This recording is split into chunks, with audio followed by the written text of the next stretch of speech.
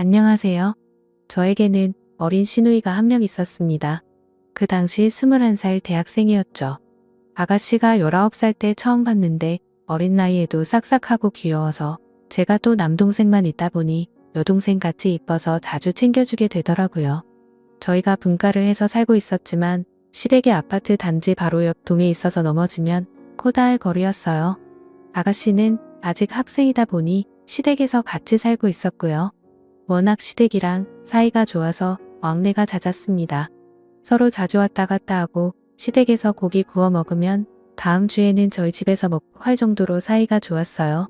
시부모님이 너무 자상하시고 배려심도 깊으셔서 시부모님과의 마찰은 결혼 생활 3년 동안 한 번도 없었을 정도였죠. 시어머니와 시아버지는 재혼이셨는데 시어머니는 초혼이셨어요. 그러니까 시어머니는 남편과 아가씨의 친어머니는 아니셨죠. 아버님과 20살이나 차이가 나셔서 저희들과 나이 차이가 많지 않으셨지만 사려 깊으시고 따뜻하셔서 제가 참 좋아했습니다. 그래서 저 퇴근하고 나면 불러서 밥도 같이 먹고 선물도 사주고 그렇게 잘 지내었는데 아가씨가 대학생이 된 이후로 예전에는 안 하던 행동을 하고 그러는 것 같더군요. 제가 직장 다녀서 퇴근하고 집에 오면 저녁 7시쯤 됐어요. 신랑 퇴근은 더 늦었고요. 그래서 아침부터 저녁 7시까지 저희 집은 빈집이었죠. 저희 집 현관문 비밀번호는 원래 시어머님만 알고 계셨는데 어느 날 아가씨가 저희 집에서 저랑 밥을 먹고 나서 얼두고 갔다고 시어머님한테 저희 집 비밀번호를 물어봤었나 봐요. 그래서 아가씨도 저희 집 비밀번호를 알고 있었습니다. 제가 예쁜 속옷이 좀 많은 편이에요. 관심도 많고요. 그런데 언제부터인가 자꾸 제가 사놓은 새 속옷들이 없어지는 거예요. 한두 개씩 처음에는 제가 둔 곳을 착각했나 했는데 아무리 생각해도 이상하더라고요. 멀쩡히 있던 속옷이 아침에 오늘은 새 속옷 입어야겠다 생각하고 찾으면 없더라고요. 어느 날에는 제 것이 아닌 립스틱이 제 화장대 위에 있어서 이게 누구 거지 하고 신랑한테 물어봤더니 신랑이 말을 더듬으면서 혹시 내 동생 거 아냐? 하면서 자기가 동생한테 연락해보겠다고 하더군요. 제 앞에서 통화하면 되는데 굳이 베란다 가서 통화하는 게 웃기더라고요. 그러더니 물어봤더니 아가씨가 가져간 게 맞다고 했대요. 그래서 말했습니다. 그래? 그런데 왜 우리 집 안방 화장대에 그걸 두고 갔대? 아가씨 안방까지 들어와? 라고 하니 글쎄 그게 왜 거기 있지 하길래 좀 이상했습니다. 그날 아가씨가 저희 집에 올 이유가 없었고 저한테 연락도 없었으니까요. 그때부터 좀 의심이 가는 거예요.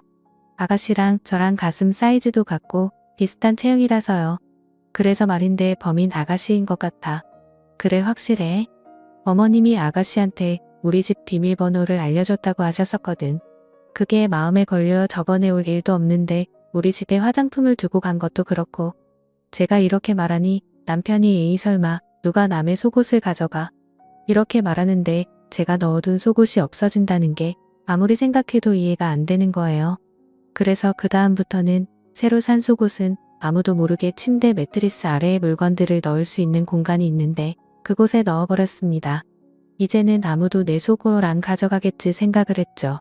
그런데 그 후로는 새 속옷이 아니라 제가 빨아놓은 속옷이 없어지는 거예요. 아침 출근하기 전에 빨래 널어놓고 가서 분명히 기억하는데 말이죠. 제가 여동생도 없고 없어질 이유는 아무리 생각해봐도 없는데 아가씨가 성인이 된 이후로 한두 개씩 없어지기 시작한 거 보면 아가씨인 것 같은데 심지는 있지만 확신이 없고 또 대놓고 물어보기도 이상한 것 같고 해서 어떻게 해야 할지를 모르겠더군요. 제 친한 친구에게 고민 상담을 하니 아가씨랑 같이 쇼핑 가서 아가씨 속옷 하나 골라서 선물해주라고 그런 얘기하면 서로 껄끄러워지니 그렇게 해서 눈치 한번 줘보라고 하더라고요. 그래서 아가씨에게 다른 이야기 없이 다음날 속옷을 여러 개 선물해줬습니다. 없어진 속옷들이랑 비슷한 디자인으로 10세트나 샀어요. 아가씨 제가 속옷 사러 갔는데 너무 이쁜 게 많아서 아가씨 생각나서 하나 샀어요 하고 선물해주니 언니 생일도 아닌데 왜 속옷 선물이에요? 잘 입을게요. 고마워요 하면서 해맑게 받더라고요. 이제는 내 속옷 욕심내거나 훔쳐갈 일 없겠지 싶었는데 그 후로도 속옷 도둑의 소행은 멈추지 않았고 결국 저는 남편에게 금요일 저녁 퇴근 후 시댁에 가자고 했어요. 남편은 뭐 그런 일로 시댁까지 가냐고 난감해 하더라고요. 그래서 이건 심각한 거다. 일종의 경고를 할 필요가 있다고 말을 했습니다. 시댁에 가니 마침 아가씨도 안 나가고 집에 있어서 내심 잘됐다 생각이 들었습니다. 어머님께 이렇게 말했어요. 어머님 세상에 어쩌면 좋아요? 우리 아파트에 변태가 사는 것 같아요. 신랑 속옷은 그대로 있는데 제 것만 한두 개씩 없어지는 거 있죠. 얼마 전엔 빨래 널어놓은 것까지 훔쳐갔더라고요. 아무래도 신고해야겠죠.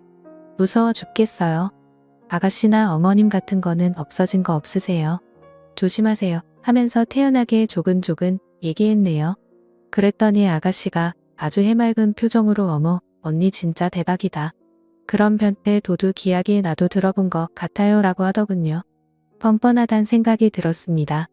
어머님이랑 아버님은 언제부터 없어졌냐고 세아가 조심하라고 신고부터 해야 하는 거 아니냐고 하시더라고요. 그러자 아가씨는 아니 엄마 뭘 신고까지 해. 증거 같은 것도 없고 새언니가 직접 변태를 만난 것도 아닌데 하더라고요. 그때 역시 범인은 아가씨였구나. 예전에는 마냥 귀엽고 여동생 같아서 잘 챙겨줬었는데 이런 일을 겪고 나니 얼굴을 마주보기도 좀 그렇더라고요. 화장품이나 향수 같은 걸 가져갔으면 그래도 덜 당황스러웠을 텐데 말이죠. 그로부터 일주일 정도는 아무 일 없이 잘 지냈어요. 그 일 덕분에 제가 퇴근하자마자 속옷을 확인하는 게 일이었거든요. 늘 집에 오면 속옷 하나하나 체크하면서 벗었는데 없어진 것도 없고 위치도 그대로라 이제 아가씨가 그러지 않는구나 생각했어요. 그때 시댁에 가서 말하길 잘했다 생각하고 있었죠. 그런데 그 다음 주말에 저 혼자 아기를 데리고 친정에서 하루 자고 밤늦게 우리 집에 도착했었거든요. 월요일 아침에 출근하려고 보니 화장대 화장품들의 위치가 어딘가 좀 낯설게 정돈되어 있는 거예요. 제가 기억력도 좋은 편에다가 정리도 칼같이 하거든요. 얼핏 보면 그대로인 것 같은데 한두 개 위치가 바뀌어 있더라고요. 좀 이상하다 생각하고 출근 준비를 하는데 느낌이 왠지 쎄한 거예요. 그래서 서랍장이랑 화장대를 잘 살펴보면서 혹시 없어진 게 없나 하고 보는데 서랍에 있던 향수 하나랑 얼마 전에 구입한 섀도우가 없어졌더군요. 이전에도 이런 일도 있고 해서 아가씨가 의심이 됐어요. 아가씨가 가져간 향수는 아가씨 나이대에는 전혀 안 어울리는 향이었는데 그걸 왜 가져갔을까 싶기도 했지만요. 진짜 머리가 하루 종일 아프더군요. 혹시 이번에는 화장품을 선물해 줄까 싶어서 일부러 그런 건 아닐까 하는 생각마저도 들었어요. 철없는 나이라지만 이건 더 이상 제가 이해하고 넘길 수 있는 문제가 아닌 것 같더라고요. 친언니 거 가져가는 것도 아니고 피 하나 안 섞인 새언니인데 아무도 없는 저희 집에 와서 제 화장대에 앉아서 이것저것 발라보고 만져보고 그것도 모자라 가져가기까지 하고 상상만 해도 소름이 끼쳤어요. 그런데 문득 집에 남편이 있었는데 그걸 못 봤나 싶더라고요. 그래서 남편에게 자기야 혹시 나 없을 때 주말에 집 비운 적 있어? 말했더니 뭐 집에만 있었다고. 그럼 우리 집 안방에 누가 왔다 간 거 못 봤어? 내가 화장품이랑 향수가 없어졌어 라고 했더니 갑자기 누나를 조금 굴리더니만 생각해보니까 내가 너 없을 때 잠깐 집 앞에서 밥 혼자 먹고 왔는데 그때 누가 왔다 간 거 아닐까라고 하더군요. 그러면서 인중을 긁는데 남편이 조금 이상했습니다. 남편이 보통 거짓말을 할 때 인중을 긁고 하는데요. 그날 회사 가서도 또 아가씨가 우리 집에 와 있진 않을까, 또 몰래 와서 뭐라도 뒤져보진 않을까, 남편이 왜 인중을 긁었을까, 뭘 숨기고 있는 걸까, 별별 생각이 들더군요. 그래서 일도 제대로 못했어요. 그리고 퇴근 후 집에 가서 어떻게 할 건지 1시간 동안 시나리오를 짜듯 머릿속에 다 그려놓고 아가씨에게 전화를 했습니다. 아가씨 지금 집이세요? 하고 물어보니 집이라더군요. 언니 왜요? 라고 묻길래 그냥 뭐 먹고 싶은 거 있냐고 물어봤더니 떡볶이가 먹고 싶다더군요. 그래서 배달 어플로 시댁에 떡볶이를 주문한 후 시댁으로 갔습니다. 시댁에 가서 없어진 제 물건들을 찾으려고 한다고 미리 말하면 아가씨가 제 물건들 다 들고 외출할 거 아니에요. 그럼 저만 이상한 여자 될 것 같아서 그렇게 말하지 않고 시댁에 간 거예요. 시댁에 도착하니 시어머니랑 아가씨가 TV를 보고 있더라고요. 긴히 드릴 말씀이 있다고 시어머니님께 말했습니다. 아가씨는 그냥 아무 생각 없이 옆에서 TV만 보고 있었고요. 어머님이 이런 얘기 저도 고민 많이 하고 어떻게 얘기 꺼내야 할지 몰라서 한동안 저 혼자 속으로 그리고 있었는데요. 이렇게 말씀드리는 게 최선이라는 결론이 나와서요. 라고 말했습니다. 시어머니는 제가 이렇게 진지하게 얘기 꺼낸 적도 없고 무슨 영문인지 모르시니 그래 무슨 얘기인지 몰라도 편하게 얘기해봐라 라고 하셨어요. 그래서 어머님한테 어머님 저번에 제가 드린 말씀 기억하세요? 제 속옷맛 없어졌다는 얘기요. 사실 그때 속옷 없어진 날 누구 건지 모를 화장품이 제 안방 화장대에 있었어요. 그래서 아가씨한테 물어보니 아가씨 거라고 하더라고요. 제가 여기까지 말하니까 갑자기 옆에서 TV 보면서 배를 긋던 아가씨가 깜짝 놀라면서 언니 지금 무슨 말씀을 하시는 거예요? 제 화장품이 언니의 안방 화장대에 있었다고요? 라고 하는 겁니다. 그래서 제가 말했습니다. 아가씨가 저희 남편이 전화해서 물어보니 본인 거 맞다고 그날 말씀하셨잖아요 라고 하니 오빠한테 그런 일로 전화 온 적 없는데 무슨 말씀이세요 라고 하더군요. 그때까지만 해도 아가씨가 범인이라는 확신이 있었던 저는 그때부터 아가씨가 우리 집 물건들을 가져가는 범인인 걸로 알고 있었어요. 그래서 제 딴에는 아가씨한테 직접 말하기 껄끄러운 상황이고 서로 불편해질까 두려웠어요. 그래서 아가씨를 생각해서 서로 안 불편하게 이게 최선의 방법이란 생각으로 이쁜 속옷 직접 골라서 포장해서 선물해 준 거예요.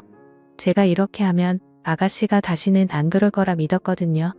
이렇게 말하니 갑자기 아가씨가 폭풍 같은 눈물을 흘리며 지금 무슨 말을 하는 거냐고 본인 진짜 억울하다고 하면서 새언니 진짜 좋게 봤는데 너무 하시네요. 누굴 지금 도둑으로 모는 거예요? 나 지금 너무 황당하고 어이없어요. 엄마, 언니 말 믿는 거 아니지? 오빠 데려오세요. 오빠가 그랬다고요? 저 안 그랬어요. 저 진짜 억울해요. 라고 말하면서 난리를 피웠습니다. 이때 아가씨의 행동이 어이가 없더라고요. 얼마 전까지만 해도 이쁘고 마냥 착했던 시누이가 아니더군요. 그동안 내가 얼마나 바보같이 행동했으면 이렇게 나올까 싶고요. 아가씨가 그렇게 말하니 시어머니는 새언니 얘기하고 있는데 무슨 버릇이냐고 가만히 있으라고 말하셨어요. 아가씨, 저는 사실 제가 이렇게 얘기하면 아가씨가 언니 미안하다고 철없는 생각으로 욕심에서 손댄 것 같다고 정말 미안하다고 이렇게 얘기할 줄 알았는데 정말 실망이네요. 아가씨 그렇게 말하시면 저 너무 섭섭해요. 저 나름대로 아가씨 배려한다고 서로 기분 상하지 않게 하려고 얼마나 신경을 썼는데요. 그 말을 듣던 아가씨는 더 큰 소리로 립스틱 내가 립스틱 바르는 거 봤어? 나 립스틱 안 사본 적도 없고 써본 적도 없어. 나는 이렇게 생긴 틴트만 바른단 말이야. 엄마도 알잖아. 나 립스틱 안 바르는 거 라고 말했고 그 말을 듣던 시어머님도 그래. 네가 립스틱을 바르는 거 나도 본 적이 없는데 라고 남편에게 따져 물었어요. 남편은 끝까지 제가 나한테 분명 나 없을 때 와서 화장품 놓고 갔다고 말했었어 라고 말했고요. 혼란스럽더라고요. 누구 말을 믿어야 할지 저는 누구 말을 믿어야 할지 정말 모르겠네요. 한마디 던지고 집에서 나왔습니다. 그렇게 시댁에서 한바탕 하고 집에 오자마자 어찌나 혼란스럽던지 내가 아가씨를 정말 오해했던 건가 싶어 죄책감도 들고 신랑이 설마 거짓말을 했을까 싶어서 머리가 지끈지끈 아팠어요. 남편은 저한테 너무 미안하다고 본인 동생이지만 너무 뻔뻔하다고 그간 얼마나 힘들었냐면서 꼭 껴안아주는데 이 사람을 믿어도 될까 싶더군요. 순간 화장품이 없어졌던 그날 남편이 분명 집에만 있었다고 했다가 아다시 이야기를 하니 집을 비웠었다고 말을 바꾼 게 생각이 나서 찝찝했어요. 당장 번호를 바꾸려다가 뭔가 제대로 증거를 잡아야겠다 싶더라고요. 누가 범인인지 누가 거짓말을 하고 있는지 꼭 알아야겠다는 생각이 들었습니다. 그래서 남편 몰래 안방에 CCTV를 달았습니다. 검색해보니 쿠팡에서 5만 원도 안 되는 가격에 좋은 카메라를 팔더라고요. 당일 배송도 되고요. 다음 날 총 2개를 구입해서 안방에 1개 그리고 거실에 1개를 설치한 후 보이지 않게 다른 물건들 사이에 숨겨놨어요. 혹시나 눈치챌까 싶어서 남편 동태를 살폈는데 전혀 모르는 눈치더라고요. 며칠 뒤 어머님이 오셔서 단둘이 얘기를 했는데 저한테 당신이 자식 교육 잘못시켰다며 미안하다 하시더라고요. 아들놈이 거짓말을 했는지 딸애가 거짓말을 했는지 모르겠지만 어쨌든 본인 자식 때문에 마음고생시켜서 미안하다고 많이 화나고 속상했을 텐데 마음 좀 풀렸냐고 다독여 주시더군요. 그러면서 누가 잘못했던 이번 한 번만 본인 얼굴 봐서 용서해달라고 하시더군요. 다 이유가 있지 않겠냐면서요. 그때 본인 친자식들도 아닌데 이렇게까지 숙여서 말씀하시는 어머님이 참 대단하다 생각이 들더라고요. 저는 네. 라고 대답은 하면서도 어림없지라는 생각을 했어요. 어떻게 그냥 덮고 넘어가나요? 이리도 찝찝한데 카메라를 설치한 후 저는 거의 핸드폰 중독자처럼 핸드폰에 설치해 놓은 CCTV 어플만 바라보며 지냈습니다. 제가 생각해도 제 자신이 너무 웃겼어요. 심지어 남편과 밤에 안방에 둘이 누워있는데도 남편 몰래 그 화면을 볼 정도로 중독이 되어 있더라고요. 요즘 CCTV는 기능이 정말 많은데 소리나 움직임을 감지해서 문자를 보내주기도 하고 사람은 아무것도 보지 못하는 어두운 방 안을 환하게 감지해서 보여주기도 해요. 또 소리도 생생하게 들리고 제가 마이크로 소리를 전달할 수도 있더군요. 이제 범인을 잡는 건 시간 문제다 싶었네요. 그런데 일주일이 지나도 2주가 지나도 주말에 제가 친정에 간다며 아이를 데리고 집을 비워도 아무 일도 일어나지 않았습니다. 남편은 제가 친정에 가 있는 동안 정말 집에서 혼자 배달음식 시켜 먹고 자고 TV 보고 뒹굴거리기만 했고 아가씨는 코빼기도 보이지 않았어요. 점점 지루해져서 저도 카메라에 집착하는 게 줄어들더라고요. 그리고 앞으로도 별일 없기를 속으로 얼마나 바랐는지 모릅니다. 그냥 별일 없이 하나의 에피소드로 좀 찝찝하긴 하지만 지나가길 희망했어요. 그러나 한 달 정도가 지난 후 결국 CCTV에 한 여자의 모습이 찍히면서부터 사건의 실마리가 잡히기 시작했습니다. 친정에서 아이를 데리고 놀고 있는데 갑자기 핸드폰 알림이 뜨더라고요. 움직임이랑 소리가 감지됐다고. 그래서 바로 거실 CCTV를 켰는데 여자 뒷모습만 보이고 얼굴이 보이지 않았지만 아가씨 같았어요. 그 여자가 안방으로 들어가길래 옳다구나 드디어 걸려들었네 하고 두근거리는 가슴으로 화면을 지켜봤습니다. 그런데 그 장면을 보고 너무나도 충격을 먹었습니다. 그 여자 얼굴이 보이는데 그 여자는 바로 우리 시어머니였습니다. 그 여자가 안방에 들어가 안방 침대에 누워있던 남편에게 다가가더군요. 남편이란 놈은 익숙하다는 듯 두 팔을 벌리며 그 여자를 안았고 차마 입에도 올리기 더러운 짓을 했습니다. 정말 꿈을 꾸는 줄 알았어요. 이게 말이 되는 상황입니까? 현실적으로 가당키나 하나요? 현실을 인정하기 힘들어서 제 뺨을 여러 번 꼬집어보고 때려봤습니다. 하지만 이건 현실이었어요. 둘의 대화는 가관이었어요. 자기야, 내가 물건 가져가지 말라고 했잖아. 그렇게 흔적을 남기면 언제가 들켜. 혜영이 얘 진짜 눈치 빠르단 말이야. 내가 얼마나 하루하루 살얼음 같은 줄 알아?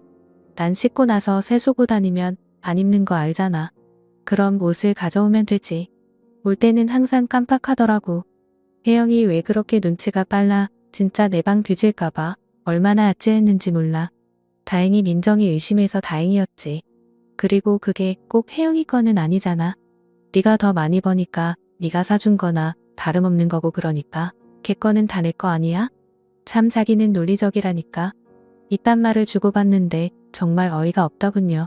저는 마이크를 켜서 큰 소리로 그만해 라고 소리를 질렀어요. 어디선가 제 목소리가 나오는 걸 들었던지 그 두 인간 깜 놀라서는 주변을 두리번거리면서 바라보는데 진짜 우습더군요. 그리고 아가씨에게 방금 내가 본 장면 녹화한 일부를 카톡으로 보냈습니다. 아가씨 난리가 났더군요. 바로 언니네 집으로 갈게요. 언니도 오세요. 라고 하더니 아가씨보다 더 빨리 집에 달려갔습니다. 그러나 이미 우리가 도착했을 때는 집에 아무도 없었어요. 남편 놈한테 전화를 했어요. 어디냐고 당장 나오라고 그랬더니 카메라 설치한 거 다 확인했다고 말했습니다. 그러자 오히려 뻔뻔하게 그렇게 사람 의심해서 카메라까지 설치하니까 좋냐고 하면서 당신 그게 불법인 거 아냐면서 당당하게 소리를 지르더군요. 내 집에 내가 설치한 게 왜 불법이냐 자꾸 도둑이 들어서 설치한 거니 문제없고 어머님이라고 불렀던 그 더러운 인간은 주거 침입으로 고소하고 너네 둘 다 상간소송으로 위자료 제대로 뜯어낼 거라고 피해보상까지 각오하라고 했습니다. 옆에 있던 아가씨도 열받아서 오빠가 어떻게 나를 도둑으로까지 만들면서까지 이런 짓을 할 수 있어? 아줌마 내가 가만 안 둘 거라고 소리를 쳤고요. 그리고 신우가 바로 아버님께 전화해서 모든 상황을 알리니 도저히 믿지를 못하시더라고요. 그래서 아버님께도 제가 직접 카톡으로 영상 보내드렸습니다. 그 후 아버님 쓰러지시고 집안이 정말 풍비박산이 났네요. 이제 소송을 시작해야 하고 뭔가를 해야 하는데 진짜 이게 현실로 받아들여지지 않아서 너무 힘이 듭니다. 앞으로 어떻게 해야 할지 모르겠네요. 조언 부탁드립니다. 감사합니다.